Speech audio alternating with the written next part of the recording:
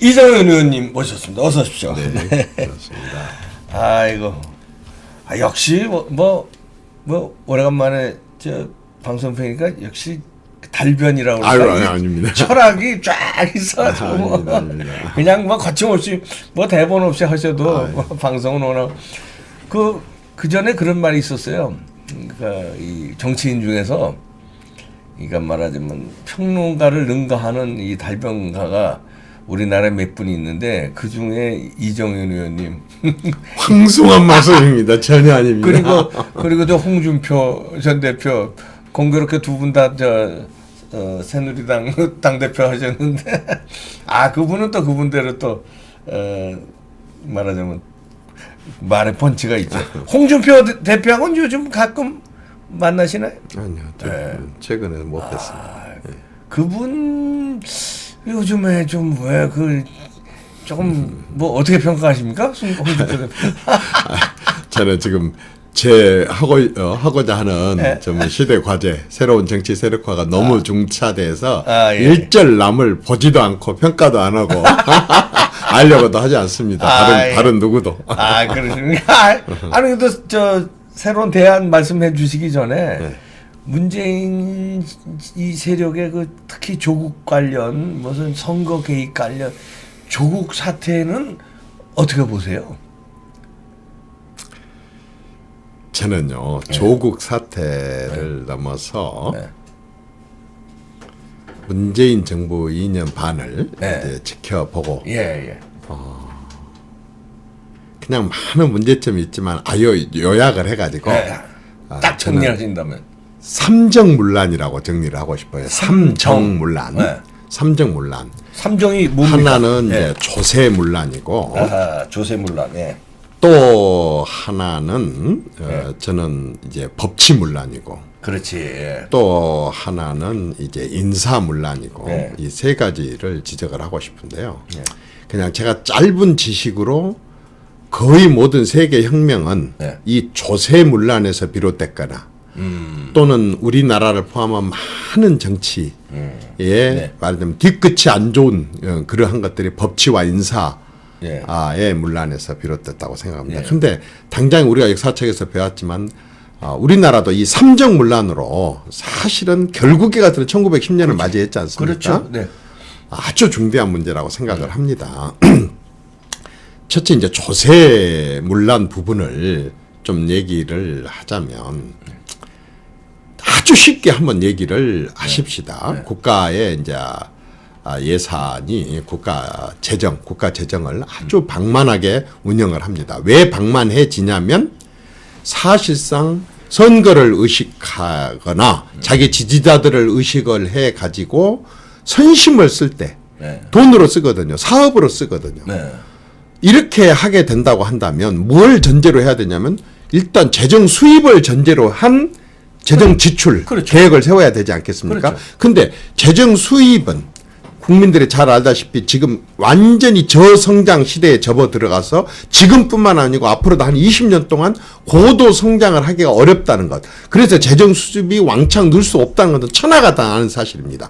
그러면 이런 것에 맞춰 가지고 재정 지출도 정말 합리적이고 아주 긴축 재정을 해가면서 이렇게 해 나가야 되는데 너무너무 방만하게 운영을 합니다. 어느 정도까지 방만하게 운영을 하냐면 모든 정권들이 그래도 국민들이 다 원하는 사업들에 대해서 예비 타당성 조사를 해 봐가지고 투입하는 것 이상의 효과가 났을 때 예산을 배정을 하거든요. 그렇죠.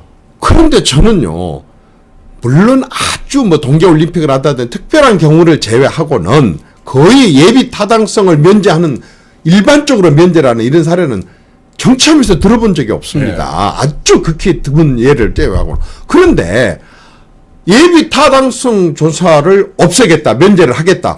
그래가지고 각 시도로부터 말하자면은 이제 제안을 받습니다. 그런데 아니 꼭 들어가야 될 때에다가 예비 타당성을 조사를 안 하고 해주는 게 아니라 일단 받아가지고 예비 타당성 조사로 면제를 하고 그냥 타당성이 없어도 그냥 막 해주겠다 그 말입니다. 투입하는 거예요? 그러니까 딱 쉽게 읽읍니다. 100원을 투자를 해갖고 110원이나 120원, 최소한 105원 이상은 나온 곳에다 예산을 투자를 해야 되는데 70원, 80원이 나와도 투자를 하겠다는 겁니다. 뭔 배짱입니까? 이렇게 방만하게 사업을 벌려놓으면 지금 들어갈 때는 말하자면 이 정부가 하고 있을 때에는 설계비 네. 이런 정도로 들어갈 수가 있습니다. 네. 그러나 이분들이 이제 물러나고 난 뒤에 본격적으로 공사가 들어가면 100억, 200억이 아니라 완전히 5천억, 뭐 8천억 몇 조가 이제 들어가야 될 판인데 네. 이렇게 해년마다 의무적으로 투입을 해야 될 예산들이 왕창 재정 소요가 늘어나게 된다고 한다면 자 수입은 없고 이렇게 많이 늘어나면 뭘로 해야 되겠습니까? 빚이죠. 국가 부채죠. 그럼요. 국가 부채를 가져다가 이자 갚는 것만으로도 아까 의무 지출하고 의자 갚는 것만으로도 정말 부담하기 어렵습니다. 누가?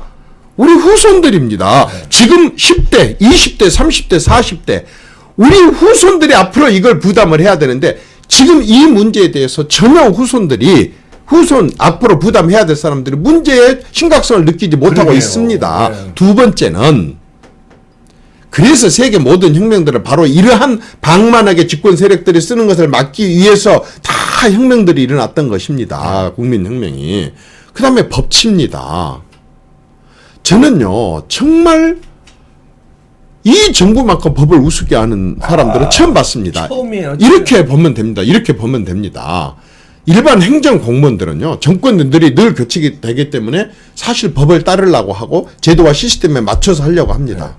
그런데 이 정부 들어와서 가장 많이 하고 있는 게 뭐냐면은 청와대 중심 국가를 운영을 하고 있다는 겁니다.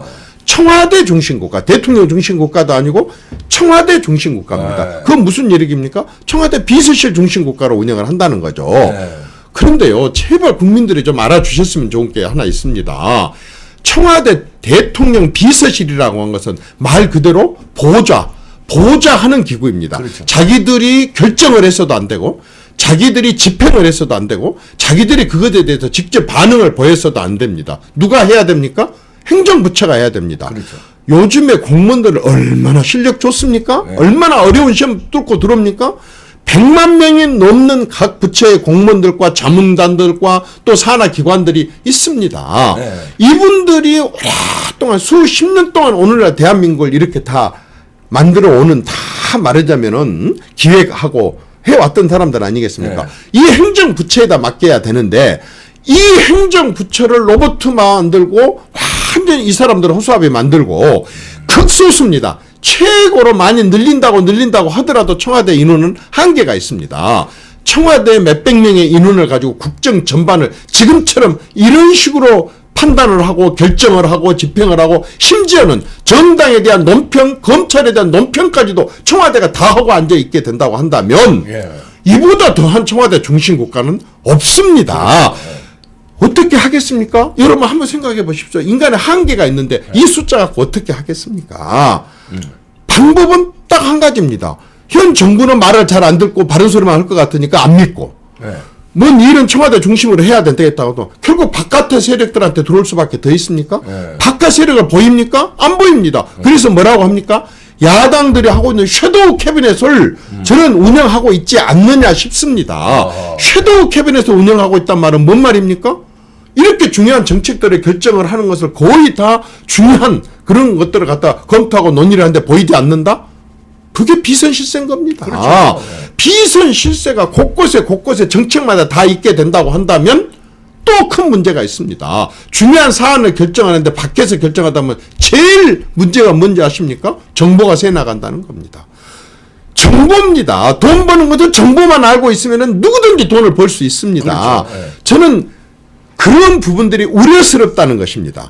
청와대 중심 국가로 한다는 것은 졸속이고 그 졸속을 하기 위해서는 비선실세를 운영해야 되고 비선실세들한테 정보가 나가게 되고 그 정보를 이용해서 만일의 경우에 비리가 저지른다고 그게 바로 무서운 권력 비리가 되는 것입니다. 그렇죠. 그런데 이렇게 법치가 있음에도 불구하고 제도권을 벗어난 이런 식으로의 하고 있지 않느냐 하는 우려가 많은 사람들이 재고 있어서 저는 법치의 문란이 굉장히 심각하다라고 생각을 하는 것이고 인사문란에 대해서는 더 이상 말할 것도 말 것도 없습니다. 그렇죠. 정말 이보다 더한 인사문란은 없죠. 네. 이렇게 낙하산을 내려보내고 더더구나 청와대 데려다가 행정부처에 데려다가 잠시 쓰고 어떻게 합니까? 이번에 총선에 내보내려고 무슨 뭐 70명이나 몇십 명이나 해가지고 이렇게 내보냅니다. 네. 아니 세상에 이럴 수가 있는 것입니까? 공무원들입니다. 국민의 자산인 겁니다. 공직자들은. 그렇죠. 그런데 이런 식으로 국정을 정말 사조직 완전히 자기 호주머니에 있는 말하자면 어떤 돌 조각돌 그냥 멀리 던지고 싶으면 던지고 장난으로 물수제비 뜨고 싶으면 물수제비 뜨고 그냥 버려버리고 싶으면 버려버리고 이렇게 공무원들과 국가 재산과 국가의 제도와 시스템을 이런 식으로 관리하고 운영을 한다고 한다면 그 후유증이 앞으로 몇십 년이 갈지 100년이 넘게 갈지 모르게 된 것이고 그 기간 동안에 제대로 해야 될 일을 못했다고 했을 때 생기는 그 공백은 또한 무엇으로 메꿀 것입니까? 저는요 아무것도 두렵지 않습니다. 우리 후손들이 두렵습니다. 이렇게 경제 저성장으로 가고 이런 식으로 저출산으로 가가지고 앞으로 이 모든 부담을 떠안아야 될 우리 후손들 자녀들 이런 부분들을 어떻게 그냥 우리 그때 뭐 죽어불고 없을 텐데 우리가 다 물러나고 없을 텐데 뭐 어떻게 되든 말든 되겠지. 우리 부모님들이 이렇게 우리한테 물려줬습니까? 허리띠를 졸라먹으면서 배를 골아가면서도 바로 우리들을 위해서 다 참고 원형화선 타고 그 수천 메타 밑에 들어가서 다 깽에 들어가서 다 독일 가서 그런 거 하고 월남 가서 피 흘려가고 정말 피땀 흘려갖고 애껴갖고 물려준 그러니까요. 지금 이것을 갖다 우리는 후손들한테 이런 식으로 빚만 물려주고 부담만 물려주고 이렇게 해도 되겠습니까? 후손까지 안 가지고 저는 있어요. 이런 네. 삼정문란이 정말 심각하다고 생각합니다. 아니 일반 가정도 그걸 방만하게 뭐 살림살이 하면은 그 망하지. 벌기는 어려워도 부자가 되기까지는 어렵잖아요. 근데 그걸 말아먹기는 금방 말아먹는다고요. 그러니까 우리나라도 지금 의원님 지적대로 이게 후손까지가 아니라 우리 당대에 지금 5년 10년 후에 어떻게 될지 이렇게 쓰다가는요. 진짜 뭐 아르헨티나나 베네수엘라처럼 금방 될 수 있어요. 그 나라들도 얼마나 잘 살았습니까? 그전에는. 참 그래서 이렇게 삼정문란이라고 딱 정리가 아니 돼 있네요. 왜냐하면 네. 자꾸 위기의식이 느껴지는데 이런 데가 언제 있었지? 없었던 것 같아요. 없었었는데 조선시대 때 망하고 또 다른 나라에 망한 거 다른 나라에 혁명이 일어나고 국민들이 막 들고 일어나고 왜 그랬지? 초세 저항입니다. 초세 저항이고 아까 인사 그게 뭡니까? 불공정 아닙니까? 공정하지 못한다고 하면 누구든지 들고 일어나게 되어 있거든요. 그래서 자꾸 불안감이 느껴지는 겁니다. 언제까지 계속해서 우리가 이렇게 경랑의 정치를 해야 되고 경랑의 국정을 해야 되겠습니까?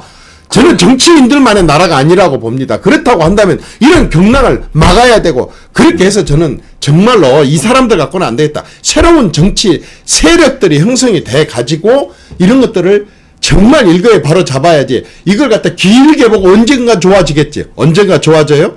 제가 지금 정치한 지 36년 됐습니다. 36년 전에 정치권 들어오니까 국회 정치개혁특위가 있습니다.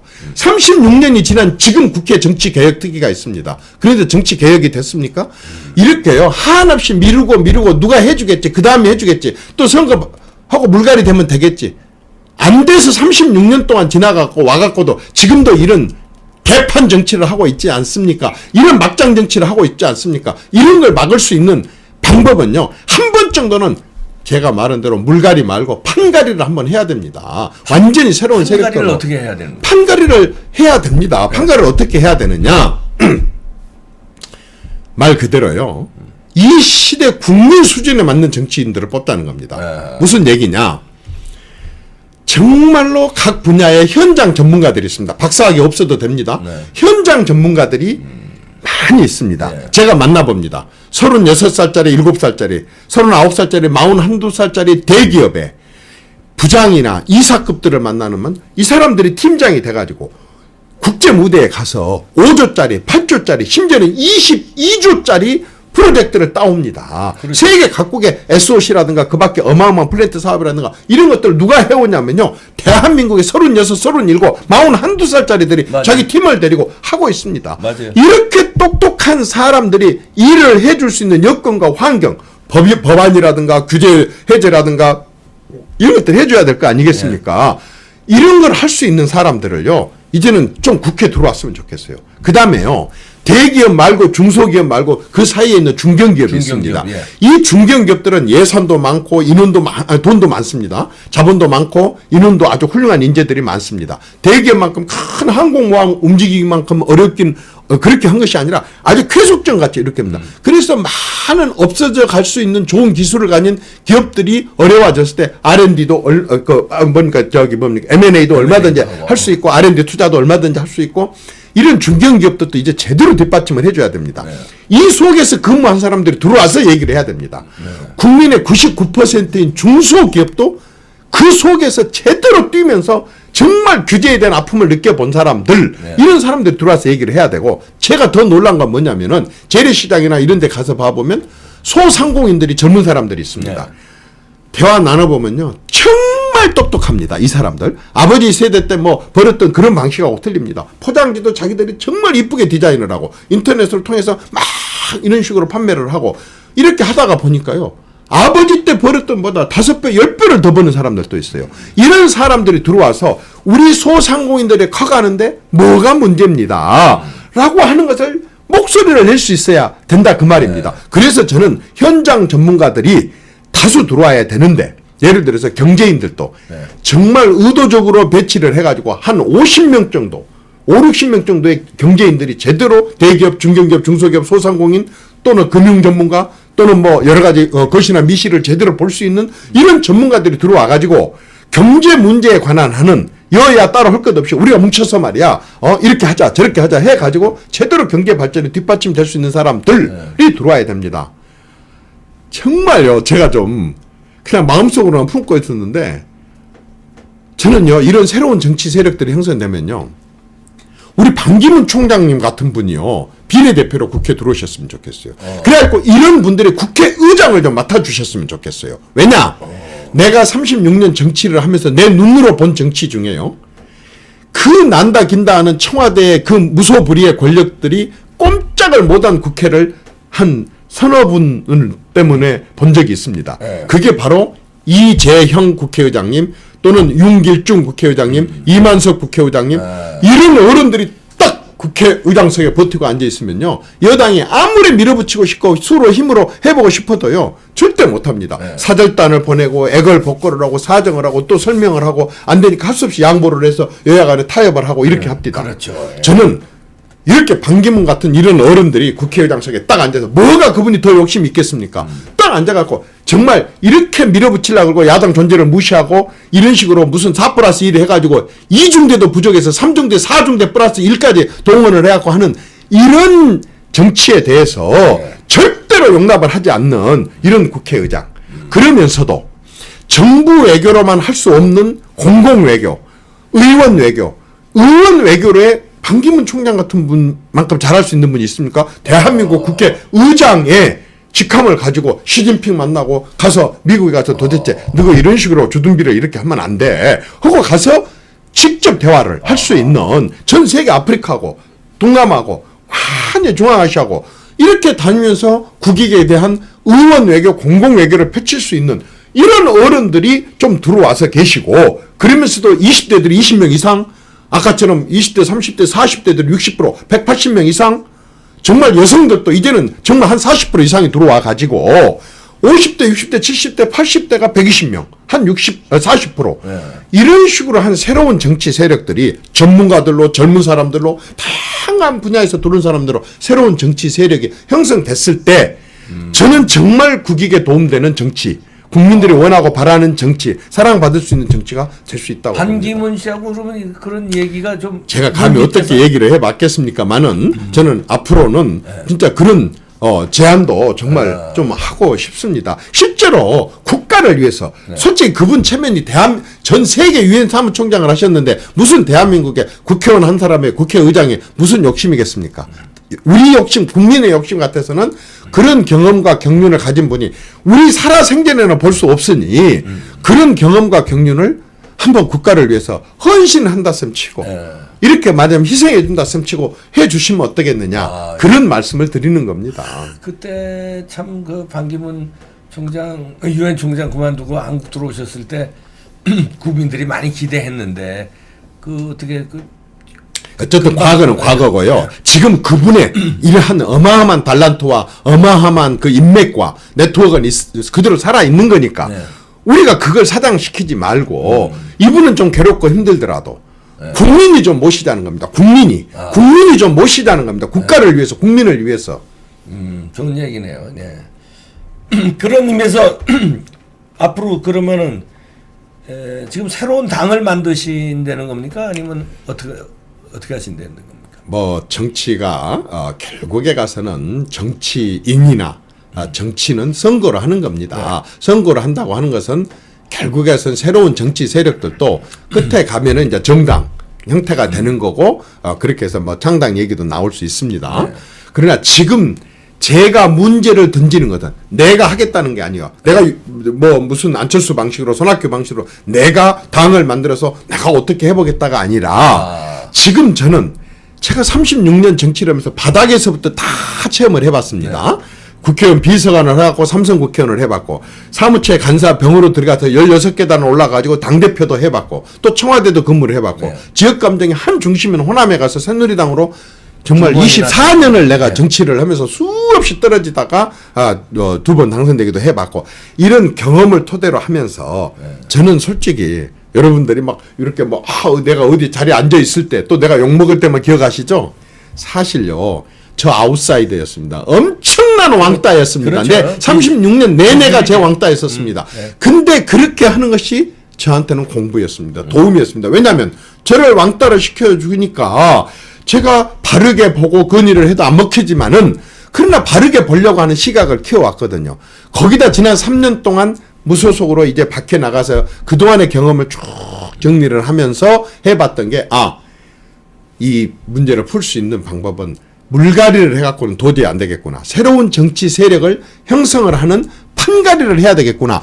지금은 제가 이 판가리에 대한 국민들의 공감대를 끌어내는 것이 우선입니다. 이게 공감대 형성이 되면 어느 시점에 가서 저는 이제 그걸 이제 세력화를 하는 겁니다. 예를 들자면 이렇게 한번 말씀을 드려볼게요. 그 국민들 중에 아마 민정당과 민한당을 기억하신 분들 계실 겁니다. 1당하고 2당이었었습니다. 그런데 굉장히 국민들한테 욕을 먹고 있었고 지지를 못 받았습니다.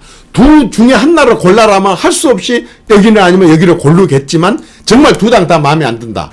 언제하고 비슷합니까? 지금하고 비슷하지 않습니까? 민주당, 한국당 참 마음에 안 든다. 그렇게 하는데 두 당에서 중에 하나를 골라라고 한다면 여론조사를 하니까 40% 뭐 30% 나오는 거 아니겠습니까? 근데 그때 놀라운 일이 있었습니다. 신민당이라고 하는 완전히 새로운 당이 선거 25일을 남겨놓고 창당을 했었어요. 그렇게 해갖고 돌풍을 일으켜서 그 당시에 여소야대를 만들었고 그 뒤에 대한민국이 거리 나가서 이거를 안 해도 국회에서 국정감사가 도입되고 국정조사가 도입되고 청문회가 도입되고 이렇게 하면서 제도권 안에서 수평적인 정권 교체가 이루어지는 그런 식으로 정치 발전이 있었거든요. 저는 그때 그 사이에가 뭐가 있었었냐면 민추협이라는 게 있었습니다. 민주화 추진협의회 어디도 당자리가 들어가지 않지 않습니까? 그러나 그때 국민들의 대부분의 열망은 민주화가 됐으면 좋겠다는 겁니다. 이 민주화 민추협 안에 경상도 사람들도 들어오고 전라도 사람들 들어오고 전 국민이 다 들어오고 20대도 들어오고 80대도 들어오고 이렇게 하고 과거를 따지지 않고 다 들어와서 했습니다. 저는 지금 이렇게 두 당이 아니 5개 당이 다 욕을 먹고 국민들한테 실망을 줄 때 여기에 아까 빅텐트 말하자면 당 이런 것을 넘어서 국민들이 지금 시점에서 우리가 뭐 해야 돼? 미래입니다. 대한민국 미래입니다. 우리 자식들이 살아갈 세대 또 우리가 앞으로 또 좀 고령화가 돼갖고 살아갈 이러한 우리의 미래 대한민국 미래를 생각하자. 그래서 저는 미생모 미래를 생각하는 사람들의 모임 미생모 민추협 한 것처럼 미생모 미래를 생각하는 사람들의 모임이라는 빅텐트를 쳐서 어느 정권에서 있었었던 좌든 우든 진보든 보수든 호남이든 영남이든 또 20대든 90대든 상관없이 다 정말 대한민국 미래를 걱정하고 생각하는 사람들이 전부 참여를 해서 정말 거기다 힘을 좀 실어주고 싶어. 그 대신 옛날 사람 같이 그런 행태 한 사람들 말고 새로운 사람들이 들어와야 돼? 좋습니다. 그렇게 해서 저는 나중에 이게 신당 형태로 가갖고 선거 때 가서 좋은 사람들이 모여갖고 이제 국민들한테 아까 신민당 심판받듯이 이렇게 갔으면 좋겠고 지금 제가 하려고 하는 것은 바로 어떻습니까? 지금 제 생각이 미래를 생각하는 사람들은 모임이 좀 한번 있으면 안 되겠다. 예. 이것을 국민들한테 얘기를 하고 싶은 겁니다. 새로운 사람들끼리 좀 모이자. 새로운 사람들을 좀 밀어주자. 이정인 니 말고 네가 주창하는 그 내용이 좋으니 그 방향으로 갈 수 있도록 하자. 이제 제가 드리는 말씀은 그겁니다. 그리고 미생모라고 하면 지금 아이디어는 참 좋으신데 이제 듣기에 그러면 그거를 이끌어가는 그럼 이정현 의원님은 이제 뒤에서 그걸 이제 그 말하자면 서포트 비슷하게 주축이 돼서 이끌어가고 뭐 대표라고 그럴까 상징적인 말하자면 CEO는 누굴 모셔와야 될 거 아닙니까? 이제 그 점이 바로 새로운 정치 네. 세력의 다른 점입니다. 아하. 지금 방금 말씀드린 누군가의 간판 얼굴이 있어야 되지 않느냐. 아니야. 이게 지금까지의 정치입니다. 아하. 말하자면 아까처럼 뭐 손학규네 또 누구네 김대중이네 김영삼이네 반기문이네 항상 되지, 반기문이네 뭐 아니면은 고건이네 뭐 항상 이렇게 해왔지 않습니까? 네. 생각해 보십시오. 그렇게 한번 인물 세워놓으면 요즘 세상 어떻습니까? 사방 천지에서 360도 사방 천지에서 화살이 날아와갖고 그 사람 죽입니다. 완전히 꼬꾸라뜨리고 맙니다. 그러니까 멍청한 사람들이 태산 올라가면 대통령 된다고 태산 올라갔다 오는데 태산 갔다 오면 바로 죽습니다. 다. 그것이 지금 달라진 새로운 정치입니다. 그러니까 그렇게 누구를 중심으로 말고 메시아 중심으로 말고 되기도 전에 대통령 후보 다 만들어 놓고 하는 이런 거 말고 그러면 또 삼류 사류들이요 완전 물 묻은 바가지 깨달라붙듯이 또 달라붙습니다. 그러면 또 삼류 사류 정치하고 삼류 사류 국정하는 겁니다. 그렇게 하지 말고 예를 들자면 이겁니다. 자 20대들 중에서도요 정말 그 지금까지 정치권에 없었었지만은 이런 놈들이 커서 대통령 되겠구나. 이런 놈들이 커서 다음에 국회의장 되고 훌륭한 정치인이 되겠구나 하는 자질 있는 사람들이 많이 있습니다. 이제부터 왜냐면 이 사람들이 놀 공간이 없었으니까 못 놀았죠. 공간이 있게 되면 옵니다. 20대들 중에서도 그런 사람들을 발탁을 하고 또 30대들 중에서도 아까 각 분야에서 대단히 죄송합니다. 대단히 죄송한데 저는 예를 들어서 자 얼핏 우리가 떠오르게 타다의 이재용 같은 사람들은 얼마나 정말 대단한 사람입니까? 아니면 이재용 아닐지라도 이재용 이후에 얼마나 많은 정말 참 아주 빈손으로 시작을 해가지고 완전히 당대에 상상도 못할 정도의 창의력 하나로 부를 이루거나 어떤 자기 분야에서 뛰어난 그걸 세운 사람들이 있습니다. 또요. 경제인들만 또 정치인들만 이랬습니까? 검사 판사들 출신들만 제대로 정치하고 하는 법이 있습니까? 대한민국에요 철학자들이 지금까지 정치를 하지 않았습니다. 제가 봤을 때는 정말 제대로 된 철학자들 중에 이제 지도자가 나와가지고 그 철학 하나로 밀어붙이는 그러한 정치 지도자도 나와야 된다고 생각합니다. 솔직히 말해서 이 앞전에 참 내가 너무 존경하고 친구지만 좋아하지만은 김동연이 같은 사람은 정말 판자집부터 시작해갖고 순전히 야간으로 했지만 얼마나 훌륭한 부총리를 했습니까? 이를테면 그런 사람들이 항상 내가 대통령이 될 거냐고 내 앞으로 줄 세우지 말고 같이 참여를 하라 이겁니다. 그러니까 그렇게 해서 이제 각 분야의 전문가들이 이렇게 모시면은 젊은이든 뭐 전문가들 모시면 의사 결정할 때 누가 리더 있어야 될 거 아니에요. 지금까지 누가 해온 게 민주주의고 바로 그런 식으로 해왔지 않습니까? 어떻게 의사 결정을 해? 아니 자. 뭐 반장이라도 있어야 될 거 아닙니까? 그래서 사실은요, 이제 이것은 더 구체적으로 다음에 가야 될 일이지만, 그러한 중간 사람들이 같이 모여가지고, 그렇게 해서, 왜냐하면 어떤 한 사람이 전체를 커버할 수 있는 전문화, 세분화된 세상이 안 되지 않습니까? 그럼 어떤 사람은 경제 분야의 전문가고, 어떤 사람은 IT 분야의 전문가고, 과학이나 이런 쪽의 전문가고, 어떤 사람은 문화 예술계의 전문가고, 여러 분야 사람 혼자 다 할 수 있습니까? 요 분야에서는 이 사람이 천재고, 요 분야에서는 이 사람이 천재고, 요 분야에서는 이 사람이 지도자인데, 전체적인 조율을 하는 사람은 있어야 될 거 아닙니까? 그걸 누가 정합니까? 바로 구성원들이 정해야 되고, 국민들이 정해야 되고, 이렇게 해야지 꼭 나라고 하는 것도 잘못됐고 몇몇 사람들이 모였고 저 사람이야 내가 왜냐면 따져놓고 보면 내가 저 사람하고 가깝거든 저 사람이 잘 때면 나한테 뭐가 좀 될 수 있거든 몇몇 사람이 결정하는 이것 구태정치다 그 말입니다. 이런 거 좋습니다. 하여튼 이제 방법은 사공이 많아질 경우에 이게 또 배가 산으로 갈 수도 있지 않습니까? 그러나 지금 세상이 그거 아닙니까? 잘 알다시피 우리가 컴퓨터를 쓰면서 수직으로 결정할 때는 그게 맞습니다. 그러나 이제 컴퓨터도 이제는 완전히 구익인물입니다. 말하자면 앱입니다. 앱. 스마트폰에 앱이 여러 개 깔려 있는데 어떤 앱이 우수하고 어떤 앱이 덜 우수합니까? 어떤 것은 순전 음식점만 찾아가는 그러한 그거고 어떤 건 검색하는 것이고 앱이 각기 다 따로 있는데 그게 잘못된 겁니까? 하나도 그렇게 다양한 앱이 스마트폰에 있어도 편리할 뿐이지 사실 이게 그 걸림돌이 되거나 이게 말하자면 혼선이 오거나 질서가 깨지는 게 아니지 않습니까? 세상이 4차 산업혁명 시대로 바뀌었으면 정치 행태나 정치하는 방법도 이렇게 4차 산업혁명 시대로 바뀌자는 겁니다. 플랫폼을 새로운 판으로 플랫폼을 만들고 정확합니다. 전문가들이 그 각자의 앱을 통해서 정확합니다. 국민들의 심판을 따라가자고요. 그러니까. 우리 수준으로 하지 말고요. 이제 대한민국 10대도 살아가는 세상이고 20대, 30대, 40대도 살아가는 세상이니까 꼭 60대, 70대 사고방식으로만 정치를 요구하거나 정치를 요구하지 말고요. 함께 다 통할 수 있는 정치. 그게 바로 수평적인 것이고 스마트폰에 깔려있는 앱처럼 누구나가 다 경쟁해서 이기라는 겁니다. 경쟁해서.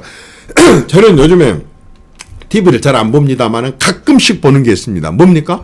슈퍼스타 K 방식으로 죽느냐 사느냐로 말하자면 경쟁을 하는 겁니다. 경쟁해갖고 15,000명이 지원했다가 3,000명, 3,000명이 지원했다가 150명, 150명이 지원했다가 30명, 30명이 지원해서 마지막 12명이 올라와가지고 12명 중에서 한 명이 되는 이런 치열한 말하자면 슈퍼스타 K 방식의 경쟁이 이루어지는 게 요즘 현대식 뽑는 인재를 뽑는 방법입니다. 그렇죠. 예. 아주 새로운 방식이네요. 새로운 방식이 아니라요. 사실은 문만 열고 나가면 요즘 젊은 사람들과 일반 시민, 일반 국민들이 쓰는 방법입니다. 사실은. 예. 정치권에서만 하는. 정치권만 모르고 있어요. 정치권만 모르고 완전히 60년대, 70년대 김대중, 김영삼 방식으로 하려고 합니다. 그런 게 이제 통할지 안 통할지는 이제 좀 뭐 국민한테 달려 있습니다. 있는 거네요. 누구도 예단하지 맙시다. 네. 국민한테 달려 있다고 봅니다. 네. 국민이 이런 거 말고 옛날처럼 정해주라. 옛날처럼 뚝 내려와 갖고 완전히 우리를 이끌어주라.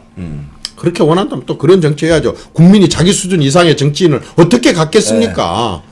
마지막으로 문재인 씨는 임기를 채울까요? 아니면 어떻게 예측을 해? 30몇 년을 정치하셨으니까 예측을 해주시죠.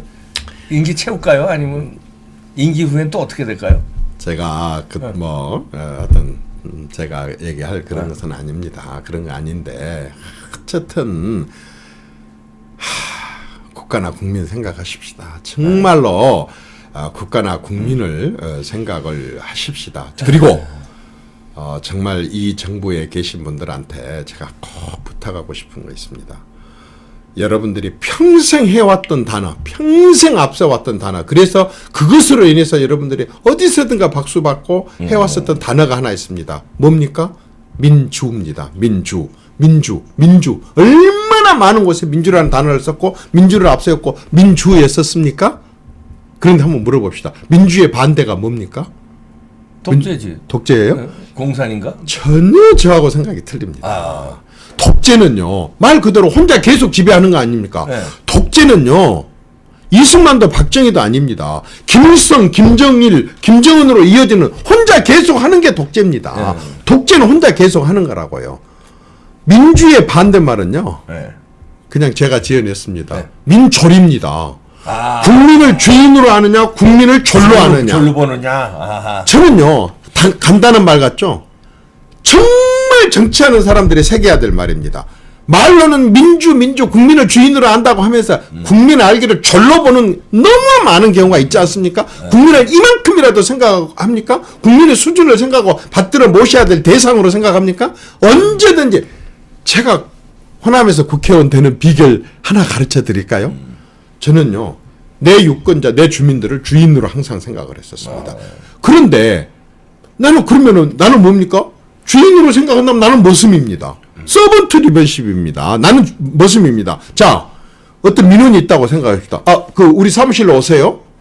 아니, 어떤 머슴이 주인을, 내 사랑방으로 와. 이렇게 한 사람이 어디 있습니까? 자기가 주인을 찾아가는 거 아니겠습니까? 또, 주인이 안 시키면 그냥 가만히 놀고 있습니까? 비가 오면 자기가 알아서 비설거지하고, 다 미리 치우고 이렇게 하지 않습니까?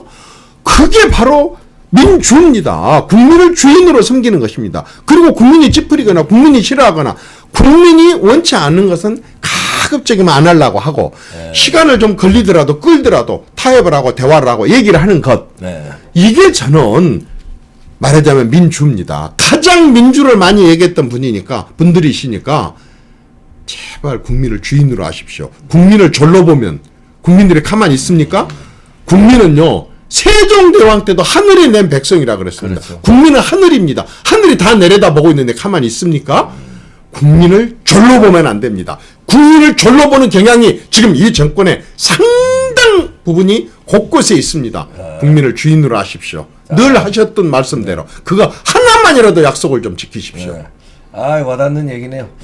그 이정현 의원이 아주 몇 년간의 그 민심 탐방 내지는 그 공부 그걸 통해서 많은 거를 깨달으신 것 같은데 여기에 대해서 공감하시는 분들도 계시고 또 생각을 또 달리하시는 분들도 계시겠지만 저 이봉규 TV에서는 이렇게 다 모시고 이제 주사파 문재인 세력 말고는 다 이렇게 모셔서 들어보고 여러분들의 이렇게 판단을 요구합니다. 그래서 여러분들이 지지하시든 지지 안 하시든 또 이렇게 또 공감이 가는 내용도 많았으리라고 생각하고요. 과거 얘기는 어저께 다 했으니까 오늘은 이렇게 이정현 의원님의 새로운 정치판을 갈자 민주가 아닌 민졸로 가겠다. 서번트 리더십. 아까 애플리케이션 좋았어. 애플리케이션. 민절로 가자는 게 아니라 이 정권이 민절로 가면 안 된다는 얘기고 민주로 가자. 국민을 가자. 주인으로 받들고 모시자. 그 애플리케이션 그거 좋았습니다. 아, 그렇습니까? 그게 잘 실현될 수 있을지 한번 지켜보도록 하겠습니다, 여러분들.